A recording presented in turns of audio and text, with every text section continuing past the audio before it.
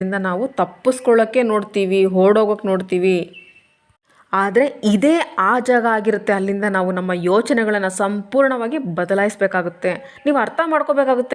ನಿಮ್ಮ ಮಾನ್ಯತೆ ನಿಮ್ಮ ವ್ಯವಹಾರವನ್ನು ನಿಯಂತ್ರಣ ಮಾಡ್ತಾ ಇರುತ್ತೆ. ನೀವೇನಾದರೂ ದುಡ್ಡು ಕೆಟ್ಟದ್ದು ಅಂತ ಒಪ್ಪಿದ್ರೆ ಜಾಸ್ತಿ ದುಡ್ಡು ದುಡಿಮೆ ಮಾಡೋರೆಲ್ಲ ಕೆಟ್ಟವರಾಗಿರ್ತಾರೆ. ಇದೇ ಮಾನ್ಯತೆ ನಿಮ್ಮ ವ್ಯವಹಾರವನ್ನು ನಿಯಂತ್ರಣ ಮಾಡುತ್ತೆ. ನೀವು ಯಾವಾಗಲೂ ಬಡತನ ಮತ್ತು ಕೊರತೆಯಲ್ಲೇ ಇರ್ತೀರ.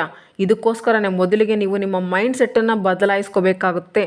ಮತ್ತು ಇದನ್ನು ಅರ್ಥ ಮಾಡ್ಕೋಬೇಕು. ನೀವು ದುಡ್ಡು ಒಂದು ಶಕ್ತಿಶಾಲಿ ಉಪಕರಣ ಆಗಿರುತ್ತೆ. ನಿಮಗೆ ನಿಮ್ಮ ಕನಸನ್ನು ಪೂರ್ತಿ ಮಾಡೋದರಲ್ಲಿ ಸಹಾಯ ಮಾಡೋಕ್ಕೆ ಸಾಧ್ಯ. ಜನಗಳಿಗೆ ಸೇವೆ ಮಾಡೋದರಲ್ಲಿ ಸಹಾಯ ಮಾಡೋದಕ್ಕೆ ಸಾಧ್ಯವಾಗುತ್ತೆ. ಜಗತ್ತನ್ನು ತುಂಬ ಸುಂದರವಾಗಿ ಮಾಡೋದಕ್ಕೆ ಸಹಾಯವಾಗುತ್ತೆ. ನೀವು ಉದಾರತೆ ಮತ್ತು ಕೃತಜ್ಞತೆಯ ಮಹತ್ವದ ಬಗ್ಗೆ ತಿಳ್ಕೊಬೇಕಾಗುತ್ತೆ. ಸಮೃದ್ಧಿಯ ದಾರಿಯಲ್ಲಿ ಎಲ್ಲದಕ್ಕಿಂತ ಮಹತ್ವಪೂರ್ಣ ಹೆಜ್ಜೆ ಇದೇ ಆಗಿರುತ್ತೆ. ಇದನ್ನು ಪಡ್ಕೊಳ್ಳೋದ್ರಲ್ಲಿ ಎಲ್ಲದಕ್ಕಿಂತ ದೊಡ್ಡ ಸುಳ್ಳು ಮತ್ತು ದೊಡ್ಡ ಗೋಡೆ ತಡೆಯೋದು